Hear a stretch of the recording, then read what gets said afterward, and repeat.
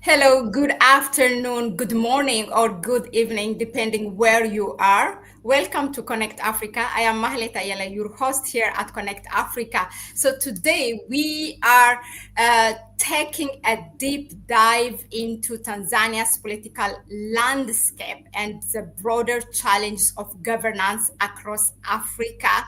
It has been a week now since the election result has been announced, and the post-protest after the election has still continued as we speak now. So now many African countries experience instability, contested elections, protests. Yet Tanzania it has been that country that often stood out as relatively a stable nation in East Africa in such a fragile region. For me, it's like almost like the Botswana of the Southern Africa, which you don't hear so much about those countries. But as recent events show, there is more beneath the surface. Joining us today is brother DJ Boakali, an expert on not only on East Africans but also on African politics. He's a Pan-African. He is going to help us unpack what is really happening in Tanzania and why it matters for the continent and what lessons African can learn. He is the author of Savannah Footprints, Wisdom Whispers from Historic African Leaders. That is his book. With that being said, welcome, my brother. Thank you very much, Mahlet. Thank you very much. I'm so happy to be here today because I truly believe that we as Africans must own the African narrative. We must amplify and articulate the powerful Pan African message. And that is exactly what you're doing on this show. So it's my great joy and honor to join you today.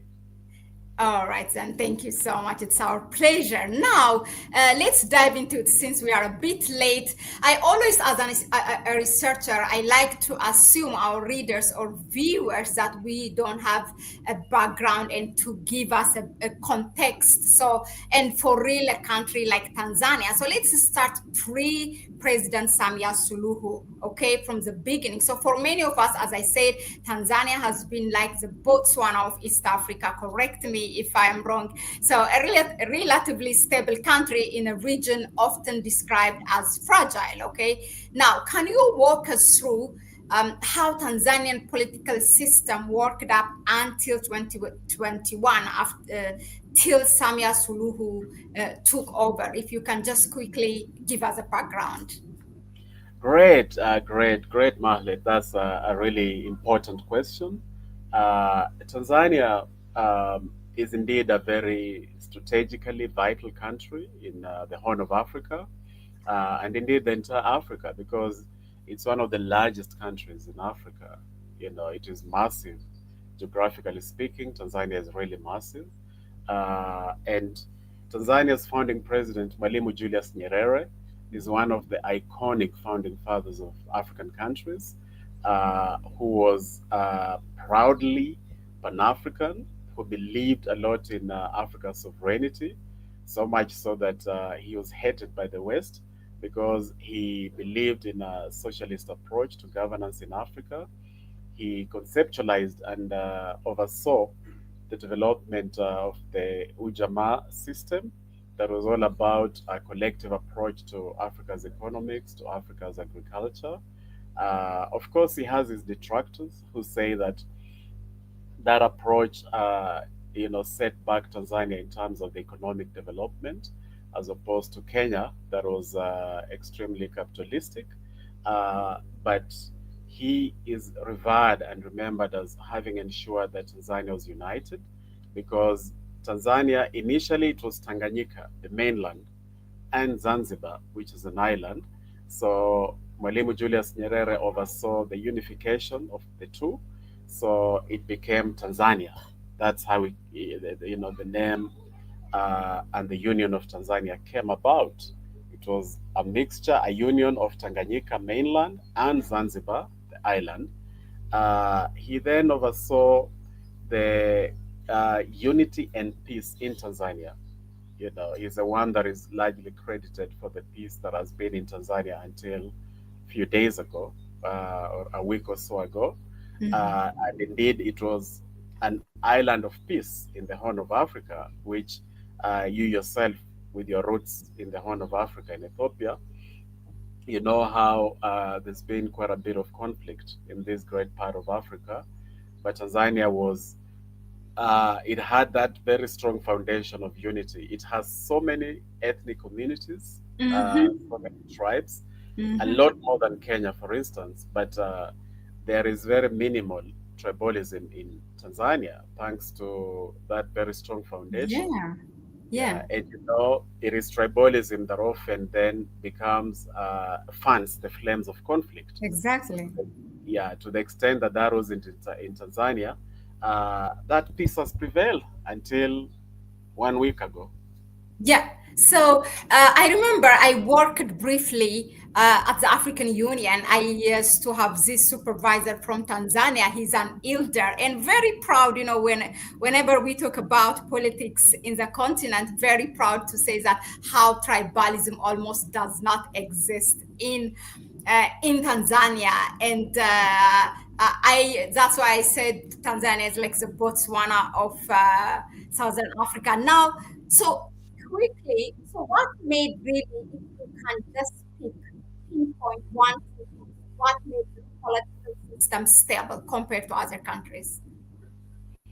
Come again? I had lost you a bit there. What made the political system stable compared to other countries? If you can just pinpoint one, two things. I would say that the predominant thing that made Tanzania to be very stable has to do with that united approach, that foundation of unity that Mwalimu Julius Nyerere really built into the psyche of the country, because it was always very, very clear that first of all, you're Tanzanian first, and then your respective ethnic community second. That did not in any way diminish the diversity of these ethnic communities, because we have to be proud of who we are. The totality of who we are as Africans and ethnic communities are part of the tapestry of Africa.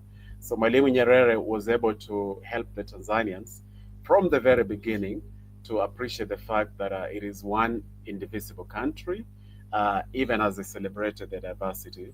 And then Chama cha Mapinduzi, the Mhm. founding ruling party of Tanzania, was always also very, very particular on the fact that it is not about the big man syndrome, where one guy rules forever. So when Mwalimu Julius Nyerere stepped down, it is important for people to understand that there was still a clamor for him to continue being president, because he was still very energetic. You know, they had never known a country that didn't have any other president.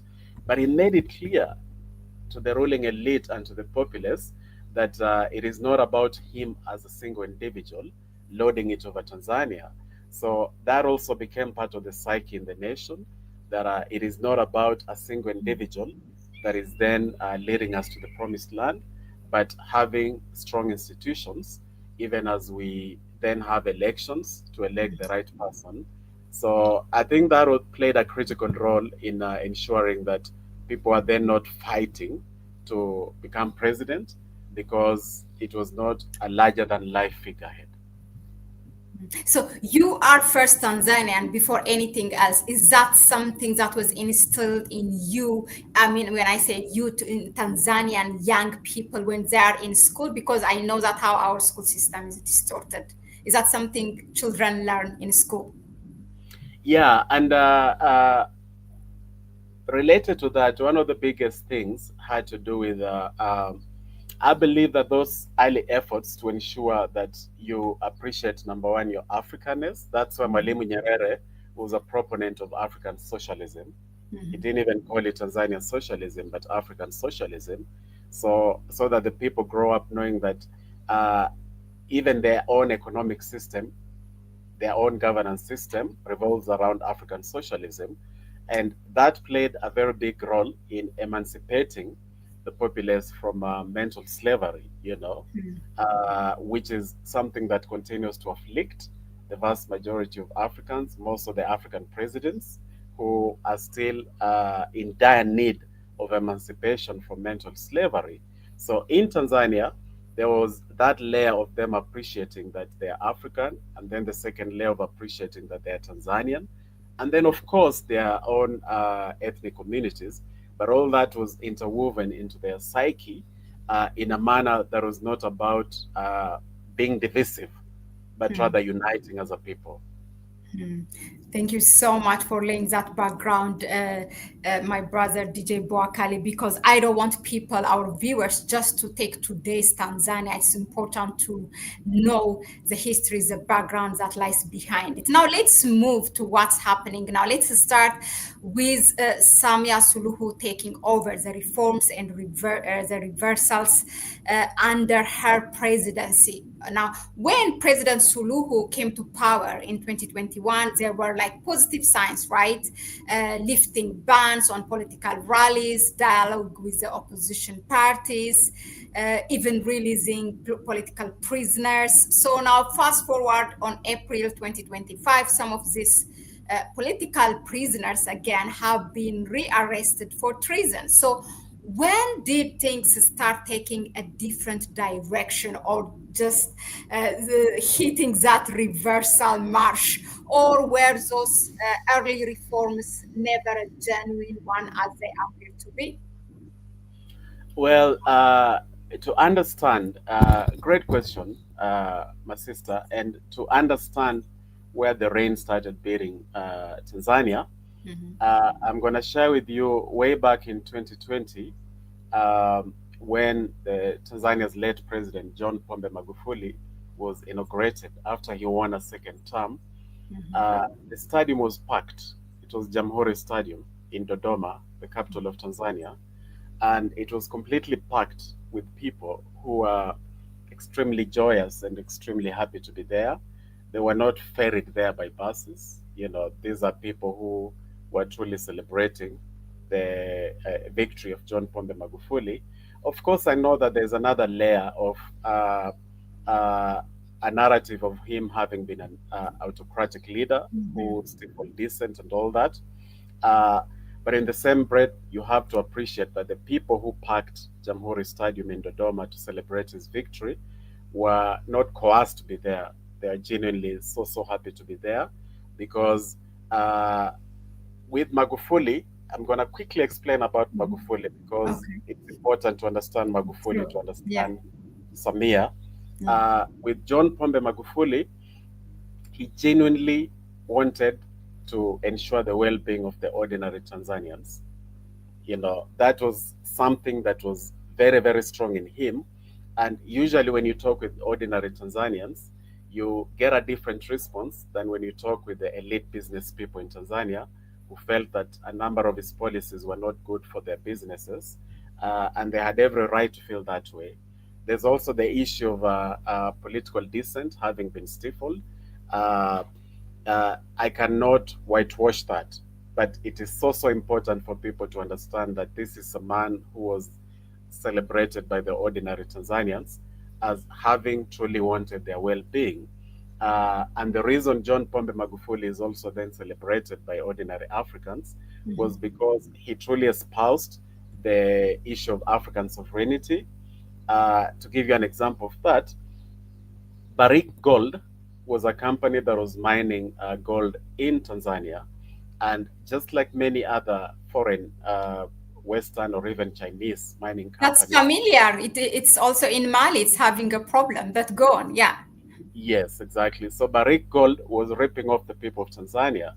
And John Magufuli made it clear that not under my watch, not under my watch. And he forced a renegotiation of the agreement that Barrick Gold had with the previous administration of Jakaya Kikwete. Barrick Gold had to pay a fine of $200 million under this new arrangement. And all that was done above board. You know, it was very clear to the ordinary Tanzanians that this is now their new reality regarding the gold in Tanzania. So when you look at that, the facts are there and they speak for themselves. Another example is John Pombe Magufuli protected ancestral land of the Maasai people, that they were going to be ripped off by a royal Dubai company that wanted to use their land for game hunting and basically dispossess them. But he fought against that. He Now, once you understand that, there are so many other examples, but because of time, I'm not going to go into that. I just wanted people to appreciate the fact that for Magufuli, whereas there was that layer that the world, especially the West, and even well-meaning Tanzanians, like to just focus on the fact that there was political silencing of political dissent in Tanzania, but there was this whole other side of Magufuli that then made him wildly popular with the Tanzanians and with the Africans. Now, when he passed on, that is when Samia Suluhu took over as president. And initially, she focused on opening up the political space. She said that people could hold rallies. She projected an image of somebody whose democratic credentials were better, quote unquote, than her predecessors' democratic credentials. However, beneath the surface, she began to, I'm not going to sanitize it in any way. She just began to take Tanzanians for a ride. She began to do things like, in the last 2 years, for example, Dar es Salaam port was bought by Adani, the same company that Kenyans rejected when they wanted to lease the Jomo Kenyatta International Airport. But in Tanzania, she just shepherded that process through in a very discreet manner. That was not responsive to the real needs of the Tanzanian people. She also allowed that Dubai company that I talked about earlier to come and start the process of dispossessing the Maasai from their own ancestral land, so that the business elites in Tanzania, the political elites, can benefit from having that arrangement with this royal Dubai-based company.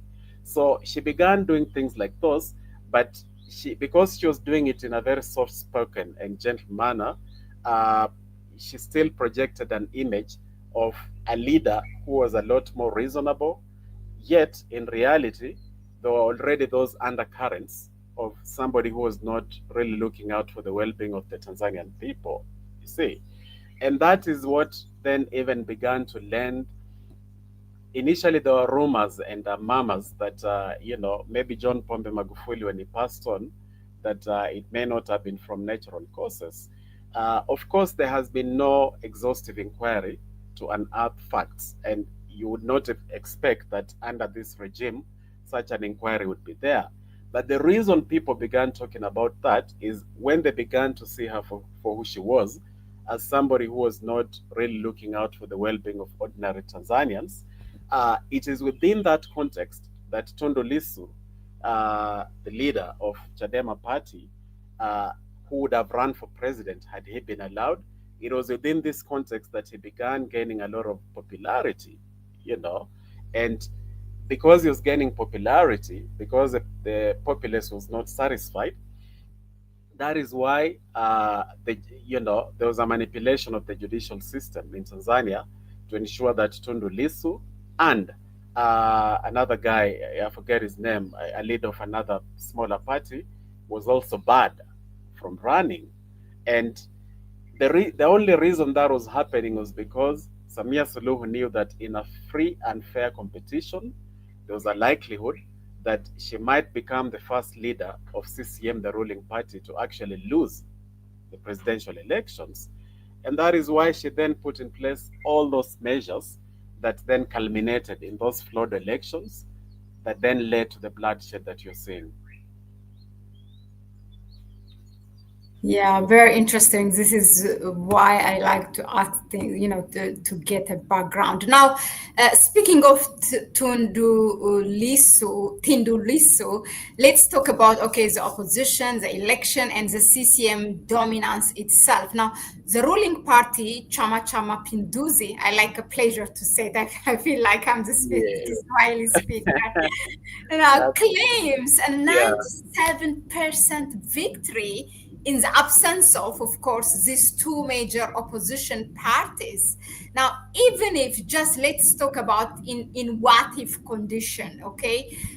Even if the opposition leaders like Tindu Lisu and the other one were allowed to run, do you think they could realistically challenge CCM, which has been in power, of course, since what independence?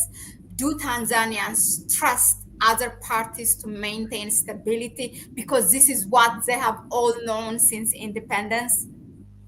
Um, it would have been difficult under Magufuli or even under the previous presidents, but the reality is because you see initially CCM, the Chama cha Mapinduzi, was mostly responsive to the needs of ordinary Tanzanians.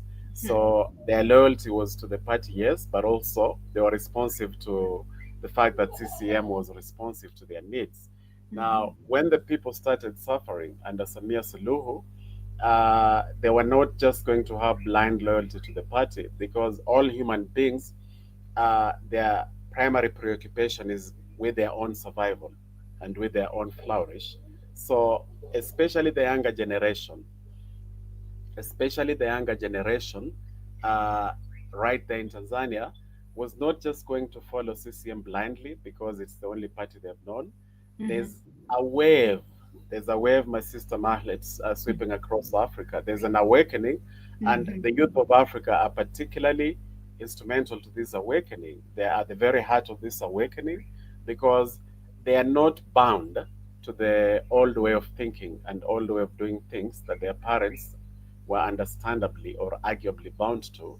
And that was the same story in Tanzania. That is why even these demonstrations, uh, tragically, even those Tanzanians who have lost their lives, they are predominantly young because they're the ones who are saying, there's a Swahili word that says tosha. I like using it in, whenever I'm speaking, and it Okay. just means enough, like enough is enough. Mm. So a lot of young people in Tanzania and in Africa, they have that attitude of tosha, enough is enough. We cannot just continue doing things the same way that our parents and grandparents were doing them and expect different results. So it was the same story in Tanzania over the last 1 week, which is why on election day itself, there were demonstrations. Usually in Africa, these demonstrations come after Yeah. the results of the flawed elections are announced. But in Tanzania, they couldn't even wait because they knew that whatever results would be announced would be completely fake results. And the world was able to see that how how on earth do you find somebody getting 98%, nearly 98%?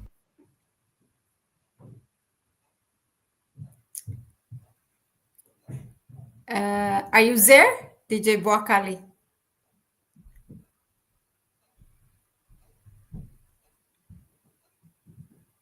Are you there, brother Boakali? I think connection, perhaps.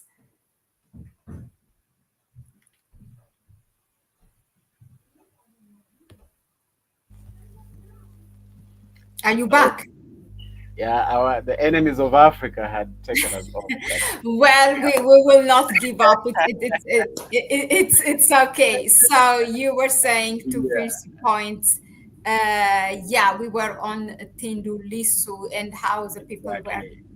Yeah. So as I was saying, it is just not possible to win with nearly 98% of the vote. So, but I am so glad that they couldn't even cook up a more realistic figure because at least in Cameroon, the opposition candidate who supposedly lost, a guy called Issa, at Mhm. least he got 35% of the vote. Mm. Uh, that is still a whole other conversation for another day. But in Tanzania, they couldn't even come up with such fake realistic figures. So I'm glad that they came up with that figure of 98% because it can show the entire world that these results are just fake.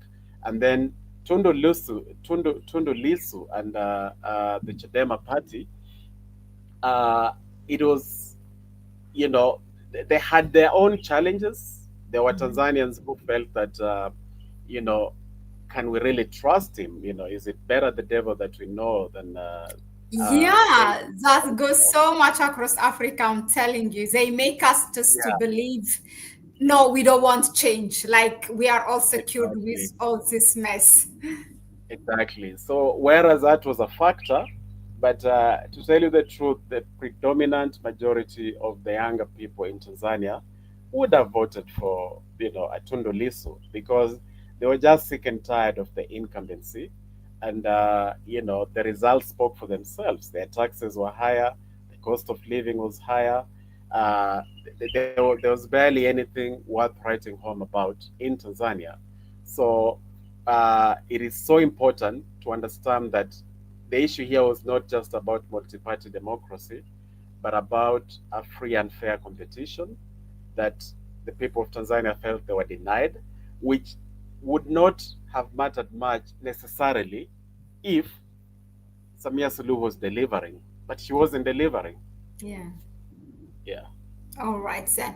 So staying there on Tindu Liso, here is why. Like few months ago, I think it was in May. That was when I first contacted you. As you know, our meeting here online has yeah, been in the making. So I yeah, come across this video in the European Union. It's in one of their ordinary meetings, and there was this guy who was talking about Tindu Lisu because he yeah. was just jailed, rearrested at that time. So now my question is, this European official raised Tundulisu's imprisonment and as a human right concern in the European Union meeting. So now, look, for what we know that when colonial powers advocate for whether it's opposition political leader or the ruling party, it's often implies underlying agreements or influence. So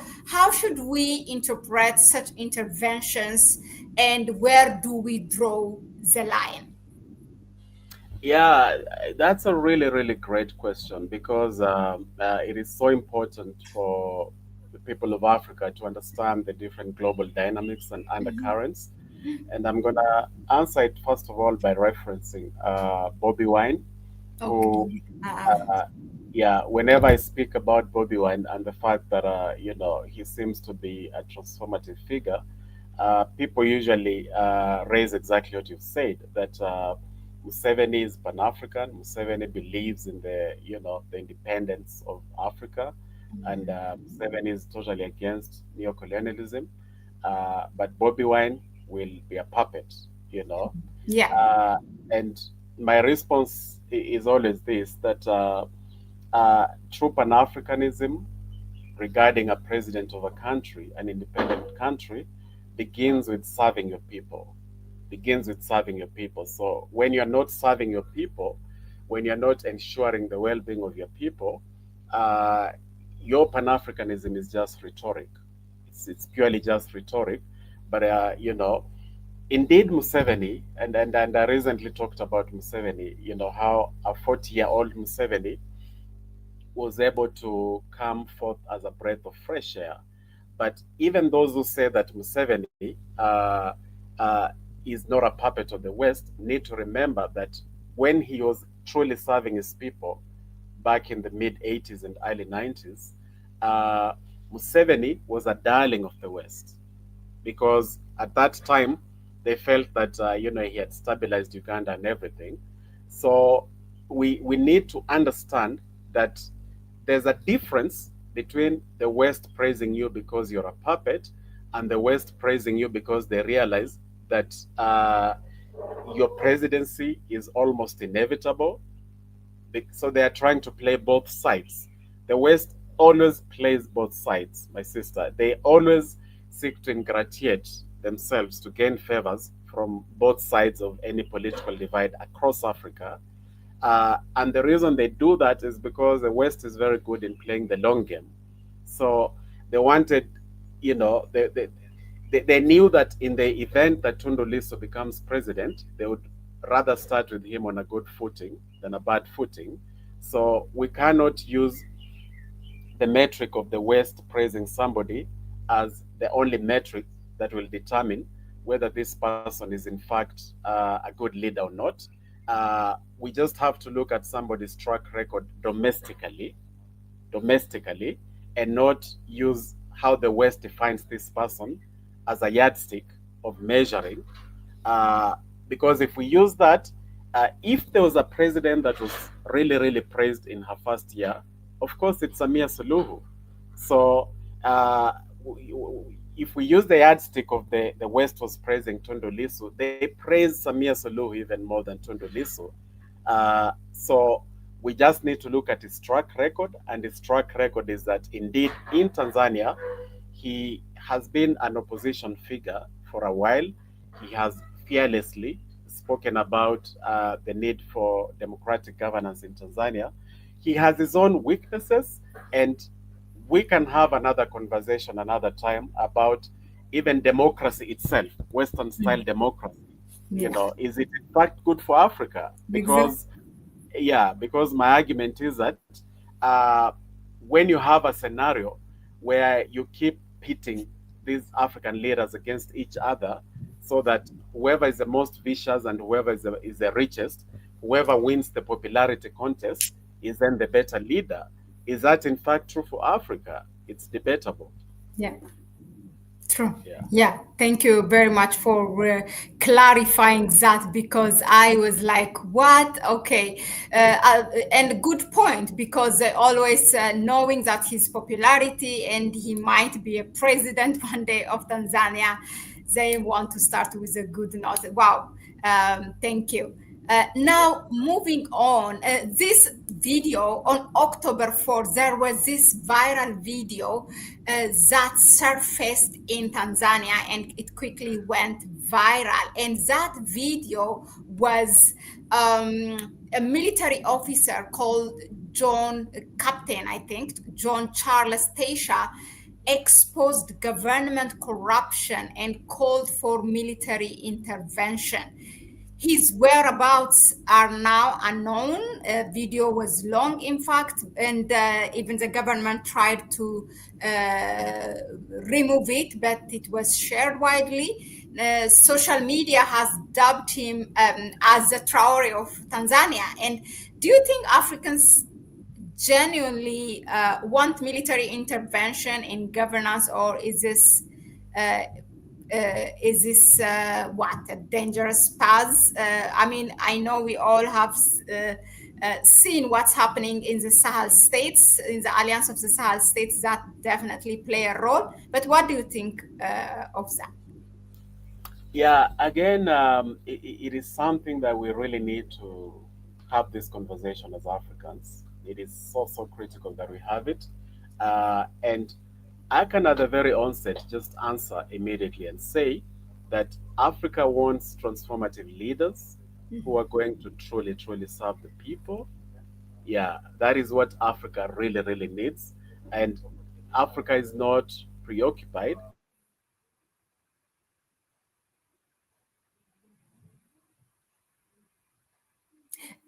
We lost you. You're muted. Okay. No, are you muting it or yeah? I think it's unmuted. Okay, now it's Okay. good. Okay. Yeah, so I was explaining that it is so, so important to understand that Africans want transformative leaders who are going to serve the people of Africa as servant leaders. Africans are tired of the big man syndrome, completely tired of that. In fact, let me give you a very quick backdrop to your question. For the last 2 years, I usually conduct polls asking Africans who is the best president for you. And for 2 years Okay. in a row, it is always, of course, Ibrahim Traore. Yeah. And then when you're looking at the all-time leaders, dead or alive, it is always Thomas Sankara and Patrice Lumumba. You see, now we know that Thomas Sankara also took over in a coup d'etat. But Africans are not rigid about how a transformative leader, becomes the head of state. Africans are just saying that however a transformative leader becomes head of state, what we are preoccupied with is to have a truly transformative leader as the head of state. Now, in the case of Tanzania, of course, the only thing known about the military man that you've referenced is when he appeared on social media. Uh, Beyond that, there is not much that people then know about him.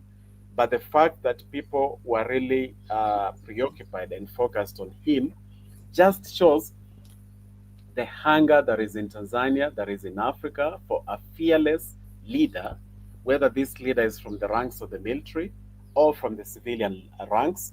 People are just preoccupied with a fearless leader who is going to truly serve the people. You see?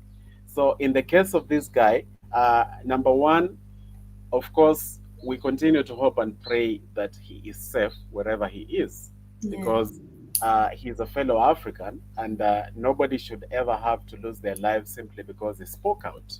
You know, there's due process that should be followed if there's a feeling that somebody has committed treasonous offenses. So we continue to hope that he's alive. And then number two, the fact that he garnered a lot of attention just shows how the people of Tanzania and Africa by extension are so hungry, Mahlet. They are so hungry for truly transformative leaders.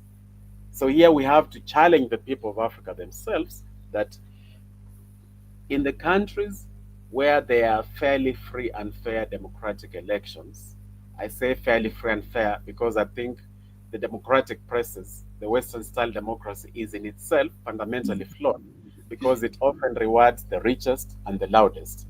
And a lot of times, the truly great leaders are neither rich nor loud because they are very good listeners. See, but Western style democracy tends to reward the loudest people.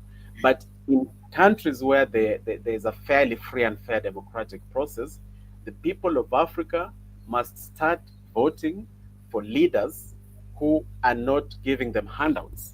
Because sometimes the African electorate is also guilty of voting for people because they got handouts or voting for people because those are familiar names. See? So the electorate has a responsibility where the elections are fairly free and fair and they represent the will of the people. The electorate has a responsibility to begin rewarding people who are true leaders and not because they're loud or not because they have money. Thank you very much, DJ Broccoli, for that. I just want to give a quick shout out to Sinovia Indigo, Raw Reality, and others for tuning in and holding up the chat sections, the conversation there. If you have one burning question, you may drop, but we are not done yet. And allow me again to reintroduce our guest here, Brother DJ Boakali. He's a political analyst. He's based in East Africa. He is also the author of the book Savannah Footprints, Wisdom Whispers from Historic African Leaders. It's about a collection of African leaders and their history. Please check it out. You can find it if you Google that name, you can find it. I will put it also in the chat section. And you can find him also on Instagram and YouTube channel. As I said, the name DJ Boakali. I will put his name here. We are again honored here at Connect Africa, him sparing from his hectic time. I just wanted to give that. And then moving on to the next question is like on the gender, age and African leadership. Look, Africa is often criticized for not giving opportunity, specifically leadership opportunity to women or youth for that matter. Now, Tanzania has a female president, Samia Suluhu Hassan, the first female president. And we have quite less than a handful of female presidents in the continent. Now, some claim the population does not support her. Is it really about gender or age? I know it's not about that now that we have discussed already a bunch of things here, but it's good to clear it so that, these politicians don't go and hide in gender. We have also that young leader, to bring another example from Madagascar. I forgot his first name, but President Rajoelina, when he came to power, I think in 2016, he was 35 years old. He was the mayor of Antananarivo. And again, after 9 years, the people did not want him. He's not delivering, so he has to go. So this tells us it's not about really gender and age, right? So is it, yeah, so that's my question. Am I Yeah, answering it? yeah, Is it really about gender or age? Or yeah. is African leadership missing something deeper? I'm going to answer your question by, referring to injera. Oh, okay. Now, when you're at home or you go to a restaurant and you order for injera and other Ethiopian meals, uh, you just want a chef who can make injera, who understands the process of making injera. For people who may not know injera, it is a staple meal in Ethiopia, made from teff. And in fact, one day we must also have a conversation on foods sovereignty in Africa Wow. because Okay. uh, teff and injera, they are way more healthy than wheat. Yeah. Yeah. So to the extent that Africans keep consuming wheat that has a number of adverse health effects, and of course, consumed in moderation is not a problem, but it also leads to economic. It does not address Africa's economic health because a lot of times Africa has to then import this wheat. But why I reference injera is because when you go to a restaurant and you want to order injera, you are not preoccupied with the age or gender or religion or race of whoever is making it. You just want the damn injera before you so that you can enjoy it. And it is a similar attitude that we must have in Africa that all people want is a leader who can deliver change to their countries and to the continent. Unfortunately, a number of generations prior to the current generation of Africans were sometimes also preoccupied more with the last name of the leader. Is he or she from my tribe? Or in some cases, even the religion of the leader. Is this leader from my religion? And because of that preoccupation, it was so easy for politicians to divide and rule.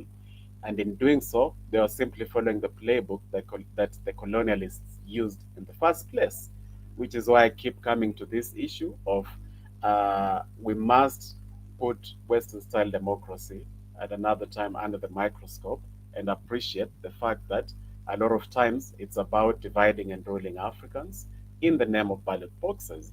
We must be able to think outside the ballot box and ask ourselves what are the more Afrocentric forms of governance that will grant Africa leaders who can simply deliver change. Because we keep ending up with leaders who do not even know how to make injera. They have never even heard of injera. Yet we are expecting that they will make injera for us. Now, to put that in political and economic terms, we end up with leaders who are more preoccupied with self-preservation, with amassing wealth, and not creating wealth for the country. You know, leaders who are not preoccupied with creating jobs for the people, you know, who don't answer the question, how can smallholder agriculture also translate to decent livelihoods for the millions and millions of Africans who are smallholders? How can we have maybe a cooperative approach so that if a million farmers in Uganda are producing bananas, instead of them having to compete all the time in their local marketplace and get really, really awful prices, maybe there can be a cooperative approach where these farmers are bringing that produce together and there's some value addition to those bananas so that even as they eat these bananas as matoke, this, one of the staple meals of Uganda, which comprises of bananas, they also earn a decent livelihood from those very bananas. If you find a leader who has that as their preoccupation, then they are going to deliver change. But because in previous years, we, the people of Africa, have also been guilty of continuing to reward leaders despite them not delivering change, Yeah. because we allowed issues like different isms, whether it is tribalism or nepotism, just different isms. We allowed them to then determine how we vote. And then the other thing is holding leaders accountable. I Yeah. always say, my sister Mahlet, that uh, the more you support a leader, the more you should hold them accountable. It's that simple. But a lot of times, when we support leaders and they become presidents or prime ministers or members of parliament or members of county assemblies, we then don't hold them accountable. We treat the fact that they are occupying that seat as a reward, which is a very twisted way of thinking, which is why in the coming days and weeks and months, when I personally begin to also hold Ibrahim Traore accountable, I know that I'll probably even lose followers, because there are those who will imagine that when you're doing that, now you're becoming a puppet of the West.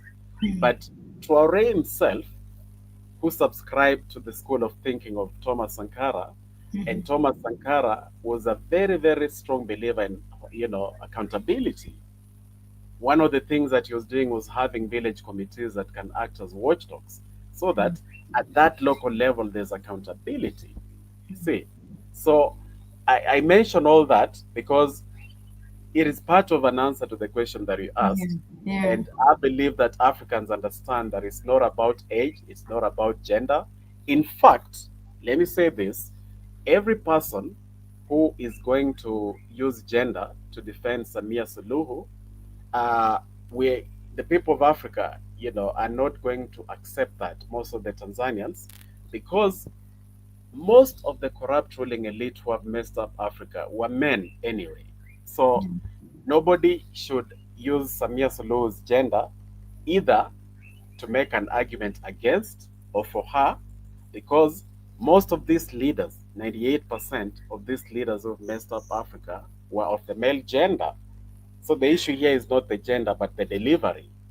Are you delivering to the people? If you're not delivering to the people, irrespective of your gender, irrespective of your religion, irrespective of your tribe, the people of Africa are just going to reject you, especially this generation of Africans. Yeah, it's true. Yeah, no, it definitely answered all that exemplification about, because my follow-up question was I was going to ask, like, what is the specific qualities or structure we are looking for from our leaders, but you have laid it out very good. Now, on speaking of Tanzania, we cannot leave out also what just happened in West Africa, Cameroon, and also in Cote d'Ivoire. And as we speak, also it's happening as an election thing in Equatorial Guinea, where Doumbaya won already before even election. Anyway, now from Cote d'Ivoire, Cameroon to Tanzania, elections have frequently been a cause of violence, as it is elsewhere in Africa, because ruling parties ban opposition and predetermine their victory. So clearly, this kind of traditional election aren't always working. What alternatives do you see for governance and democratic accountability in Africa? I know you have touched upon it. You even suggested this is a whole lot of topic to talk about it differently, but yeah, you may reflect Yeah, quickly. actually, my direct answer, because advocating for the military route where it happens spontaneously, so many coup d'etats have still delivered leaders who are just dictators in uniform, you know. So the issue is not that a coup d'etat will necessarily lead to a great leader. Sometimes it may, like it happened with Sankara and Traore, but we must be a lot more intentional about how do we get these good leaders. And the direct answer that I can give that people can already start to experiment with is when you look at a country like Switzerland, it has a rotational presidency. They have an executive council that comprises 7 members, and every year a member of this council is president. So what that has done is that uh, barely anybody in the world away from Switzerland can even name one former president of Switzerland. That's very deliberate because they put more faith in that executive council than on the individual who is occupying presidency for that 1 year. Now, traditional Africa, my sister Mahlet, it had different councils, whether it was council of elders or an age set of young people that also have leaders within that particular age set. So it was about the collective as much as it was about the individual. But Western style democracy focused a lot on the individual at the expense of the collective. So we can simply recapture, before somebody says that why do you want to copy and paste Switzerland? I'll tell you that maybe it's Switzerland that copied traditional African governance structures anyway, because Africa was very strong in this collective approach at the leadership level. Of course, there were singular kings like King Shaka Zulu, in South Africa, but by and large, the governance structures in Africa placed a lot of emphasis on the collective, which is why one of the most famous African proverbs is "It takes a village to raise a child." You see, Yeah. that is an emphasis on the collective and not even on the parents of this particular child, but on the collective of the village. So we need to retrace our steps and incorporate the collective approach into our governance structures. And my direct proposal at this moment is that we need a collective presidency that is focusing a lot more on that institution of presidency than on the individual occupying that presidency. Then it will be up to Africans themselves. Like if I want to be president of, let's say, Togo, uh, the focus is not going to be just on me as DJ Bokali, but it's going to be on my team, the team within which the collective that will occupy that institution of presidency. Because if we do that, we force people to focus on what is our change agenda. See, what is our change agenda? And then we make it less attractive as an imperial presidency because currently in Africa, more than 90% of the presidencies are just imperial presidencies that are about rewarding messiahs, that are about messiah mentalities. So that if the people of South Africa, for example, now imagine that Julius Malema, the person of Julius Malema, is going to finally change South Africa, they would be in for a rude shock Yeah. because no single individual is that powerful and that transformative to just show up and wave a magic wand and voila, this change. Now, if you're going to tell me that, what about Traore? I will tell you that even Traore must continue because he's already doing it, must continue putting in place collective structures that are going to ensure that the responsibility of transforming Burkina Faso is not just resting on his shoulders alone, but is also resting on the shoulders of other collectives that are similarly providing leadership at their own respective levels. Uh, Thank you, Brother Boakali. It's clear. Yeah, that's really important. Yeah, because we so much focus on the individual. Yes. Yeah. And that's also one of the things I think I have come across reading while I was researching a bit on what's happening in Tanzania, how the party leaders, the ruling party, Chama Chama Pundizi. Yeah, I let take me a tell you. pleasure saying this. Chama Chama Pundizi, the CCM party leaders. It became not the ideology as it was before, but it became about the individuals and them, Right. sustaining power. Yeah. Exactly. Yes. All right then. Now, here is the thing. I have one problem when, as much as I am excited to talk, to see the awakening of the young people in Africa and how they are taking risk and taking the threats and sacrificing their lives, as they're known as the Gen Z. But also, there's a problem of decentralization. Like there's no specific leader. They're not organized. So look, let's take an example. So my next question is, and the protest and organization. Okay, in Madagascar, like Gen Z protested for leadership change. Okay, but they lacked a plan, a representative from them, from the Gen Z, to negotiate with the government. They were so organized from the Malagasy people in France, also the diaspora, and the one locally, all organizing it via social media, because there was a bit of a documentary here and there. But when the government asked a person to represent them, there it was lacking. So now even Tanzania, youth movements are growing, also in Kenya.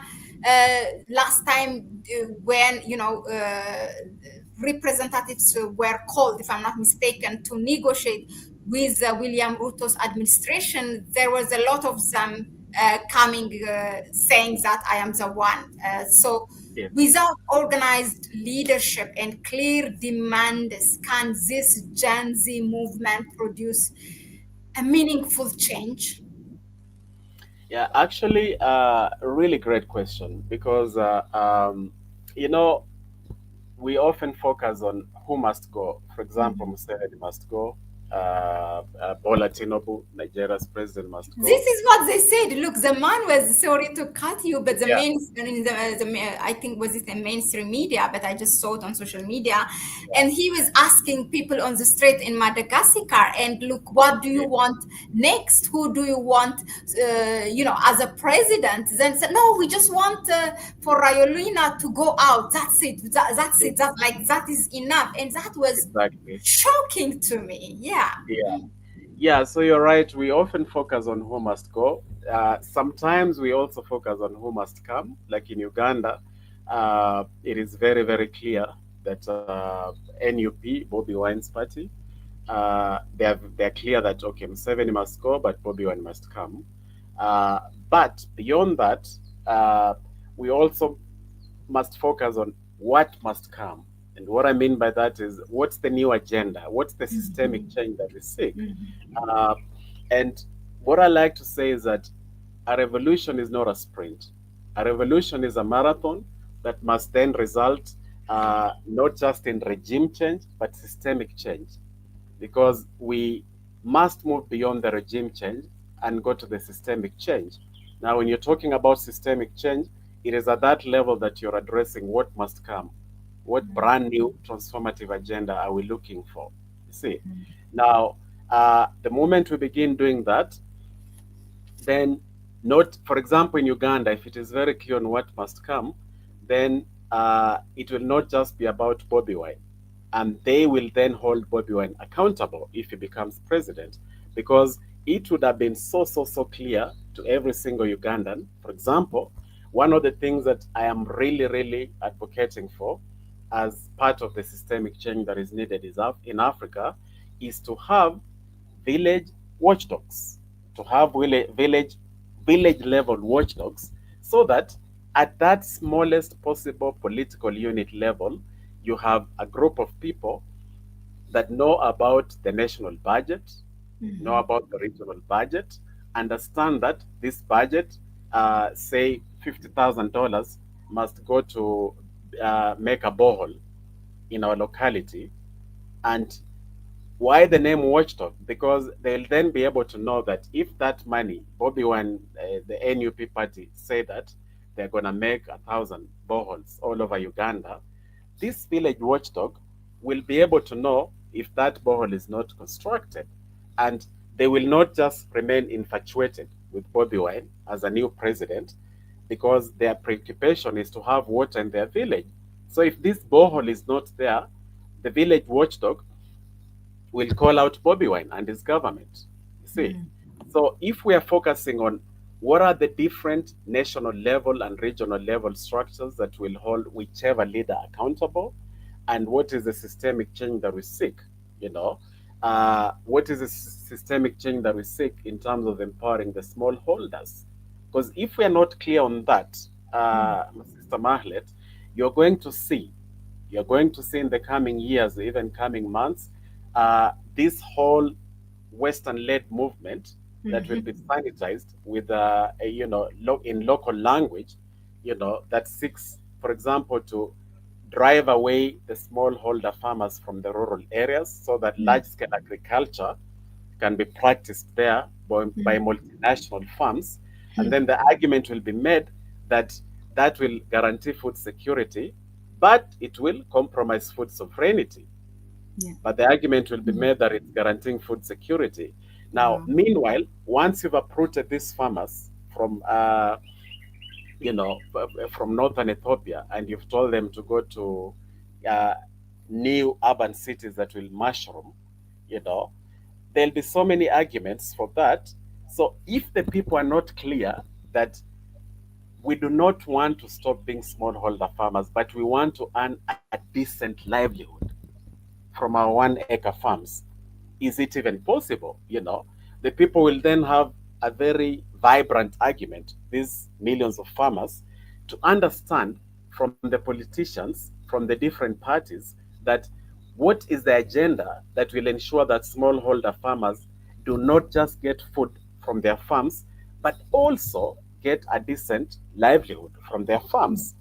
You see, if there's a debate around that, then there'll be very little room for somebody to just parachute into northern Ethiopia or southern Uganda with handouts and promises and then convince the people, because the focus is going to be on that singular question, that how can smallholder farmers begin to earn decent livelihoods from their craft of being smallholder farmers.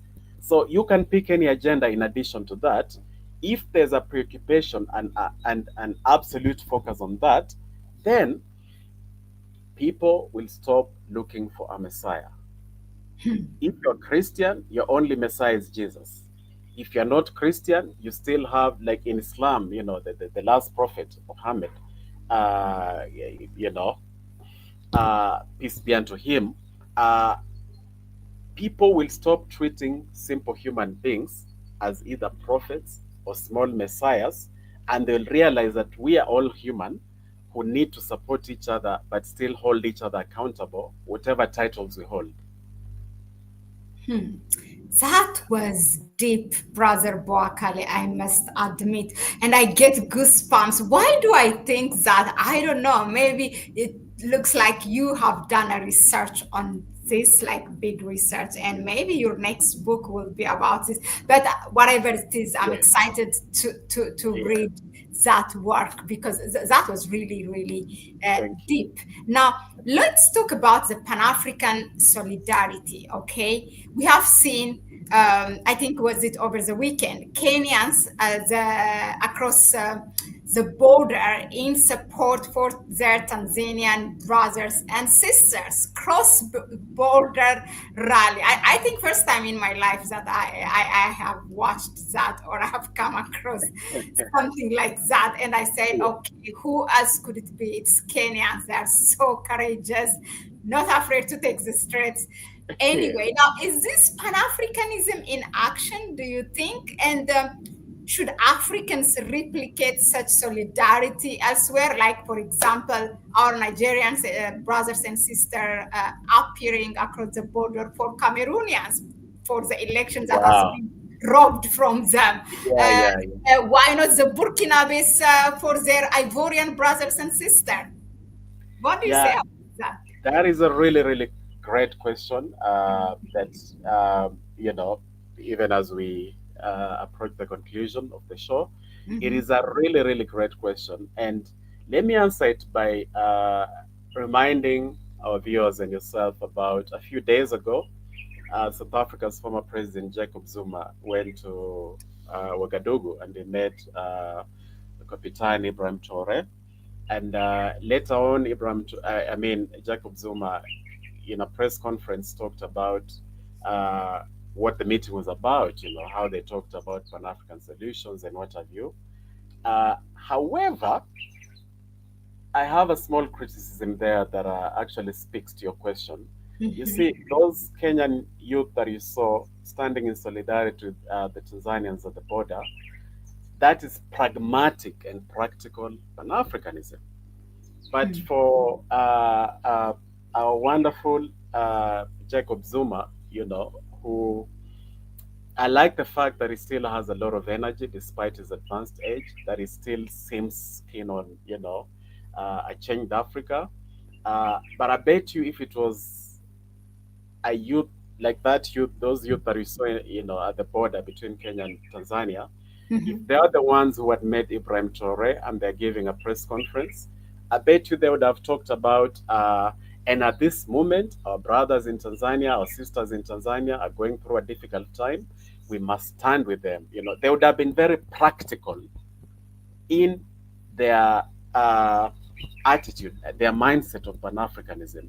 But Mm. Jacob Zuma remained largely intellectual in his discussion of Pan Africanism. Mm. And I look at it as a romanticized form of Pan Africanism that exists in the ether, that exists, uh, uh, In the is cloud. not exactly, that's a better term actually. No. Uh, but what we need, Mahlet, is pragmatic Pan Africanism. I call it transformative Pan Africanism that is looking at very pragmatic solutions. In Yeah. fact, I have, in the last couple of days, also challenged, our wonderful brother, Ibrahim Traore, that they now have a moral responsibility in the Alliance of Sahel states to pronounce themselves on the actual problems that are going on in Africa Mm. because they are avowed Pan Africanists, and I believe them. I don't question that at all. You know, Ibrahim Traore and Abdurrahman Chani, the president of Niger, and Assimi Goita, the president of Mali, have done a lot in mobilizing the young generation in Africa to actually believe in Pan Africanism. It is possible.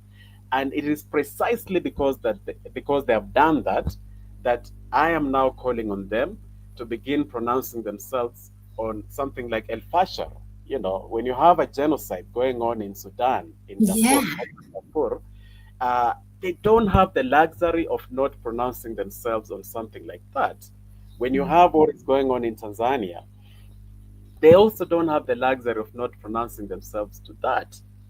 Imagine if they said that the Alliance of Sahel States is planning to send a fact finding mission to Tanzania to find Mm. out if indeed hundreds and hundreds of people have been killed, because those are our fellow brothers and sisters. Of course, they will probably not be allowed to even enter the airport in Dar es Salaam, but just the mere fact that they have pronounced themselves to that will begin to add a lot of fuel and to enhance transformative Pan Africanism that is very, very pragmatic. So, what those young people at the board of Kenya and Tanzania have reminded Africa is that a time has come where we must pull Pan Africanism down from the clouds and we must bring it down into the streets, into our parliaments, so that when you're talking about Pan Africanism, we are extremely pragmatic in terms of looking at how then does it solve the problems that we're going through at a national level, at a local level. Because failure to do that, that is exactly why the African Union has now become redundant to the Yeah. needs of Africans today. Very deep. Yeah. So I was thinking also Sudan, since the Kenyans are, yeah, two things. Let me just reflect back on that question and your answer. First of all, it gives such action, not only making, instead of fantasizing this Pan Africanism, bringing it to the ground, but also this is something now the Tanzanians, I mean, there is a curfew and other things, security is tightened up. They don't have the luxury, as you said, to do it. So the other people can do it, but crossing the border will be easy. Again, our borders should be open for that. It's a problem. And for people like Sudan, who don't have, again, the luxury to do so. So it has a great advantage. Thank you. On Jacob Zuma, I really want you to make time because I have a lot of reservation. Him going to Burkina Faso, it's something, it's a different topic, but we will come back. Hopefully, we will be able to speak on that soon. Well, this is the final question. I know I have to release you, but again, I cannot let you go. This has been in the making. Look, Yes. True, In true. terms of Africa and the world, meaning the African priorities on global crisis. Okay, while the attention goes to international issue, for example, we have been seeing the Gaza situation and how this has been an international movement, but within our own neighbor here in Africa, a genocide is occurring in Sudan. Yeah, you just mentioned it in El Fasher. Yet, African activists are largely silent. You might even, I think, in terms of talk about accountability. I just made a couple of video inviting people when it began, but after that I haven't been, so I should be accountable for that anyway.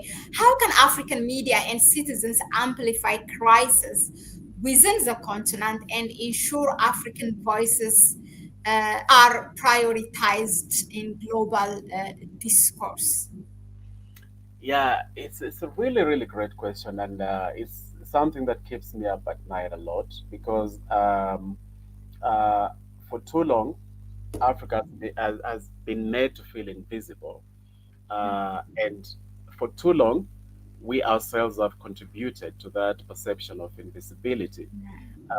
And a show like yours is one of the simple but really powerful things that more and more Africans must, undertake.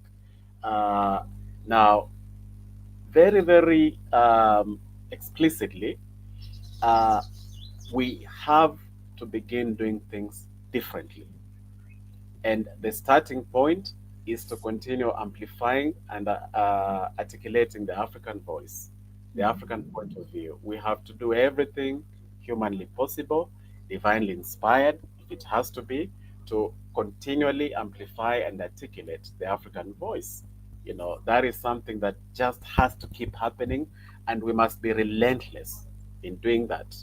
And then number two, we've just talked of pragmatic, transformative Pan Africanism. And when you're looking at El Fasher, for example, it is also not enough to just raise awareness. Uh, we must be able to chew gum and climb the stairs at the same time. We have to multitask. We cannot take a linear approach to these matters. We must take an integrated approach so that even as we are raising awareness about El Fasher, about Congo, about Tanzania now, about the Sahel, you know, about all these places, as we do that, you and I and others, who are in this space and, know that they're also leaders in their own right, we must continually ask the question, what can we do differently to avoid, to address what is happening in El Fasher in Congo? And for example, in El Fasher, one of the things that I'm now saying is that uh, it is not enough for a Pan Africanist, for an activist in Africa to praise Russia, for example, as a friend of Africa, as part of BRICS, you know, uh, one must then go a step further and tell Russia that you guys are an extremely powerful military force. And the same way America has in the past parachuted into places and taken unilateral action, like they're threatening to do in Nigeria, like they have probably started doing using special forces in Venezuela. Uh, how about you guys in Russia? How about you send your special forces to El Fasher, to help people there? We must do that. But I find that sometimes when I speak about that, the fellow African apologists of why Russia cannot do that, they have all manner of reasons why that cannot happen, should not happen. So my question to you is this: then what should Russia do in El Fasher, leave alone the very ambiguous thing of being a friend of Africa? In El Fasher specifically, what should Russia then do? And guess what? If you look at history and you look at Patrice Lumumba would not have been killed in that horrible way that he was killed if Russia had put their foot where their mouth was and given him weapons and stood by him. You know, if they had actually said and made it clear to the Americans that we are going to stand with Patrice Lumumba. After all, they had branded Patrice Lumumba as a communist. Yet, Patrice Lumumba, just weeks before he was, dethroned in that coup d'etat, Patrice Lumumba went to Washington. He made the Secretary of State. He pleaded with America to send its army, to support Congo. But because they regarded him as a communist, they didn't do that. Instead, they continued with that CIA mission that colluded with Joseph Mobutu, and the Belgium to take him down and to assassinate him. So we have to learn from that history. We have to then look at El Fasher and ask ourselves, why would we allow that poor, helpless, and helpless uh, fellow African lady who was with her 3 children trying to shield them, from RSF? Why should we allow that to happen? Those 2,000 ethnically African Sudanese in El Fasher were then killed, more than 2,000, purely because of the melanin that God gave them. We cannot afford to continue being theoretic when what we need is practical solutions. And one of the practical solutions that I'm putting forward is saying, hey, Russia, hey, China, how about you take unilateral action? Just send your army there. That's going to be act as a deterrent. And if you then tell me that, why am I advocating for a foreign solution?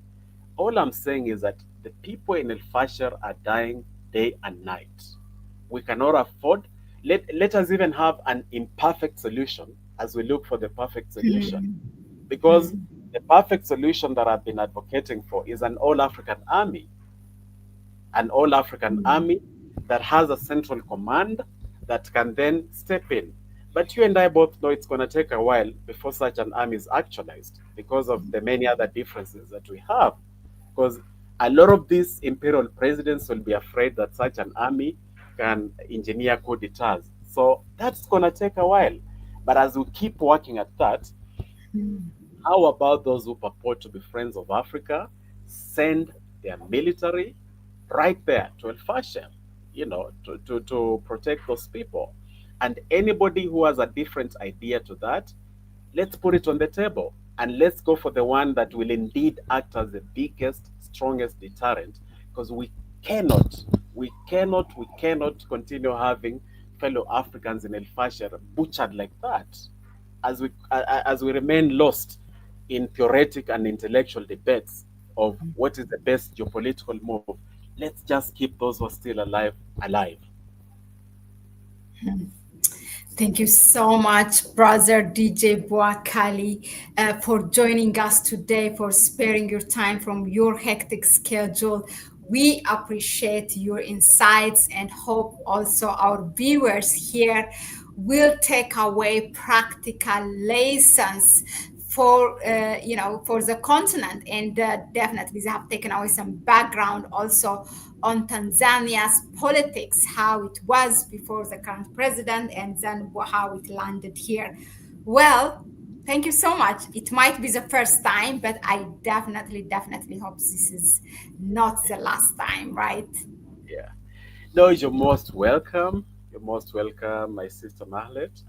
You're totally welcome. And indeed, it's not going to be the last time because we are at the very center of the African awakening and we are family, we are a team.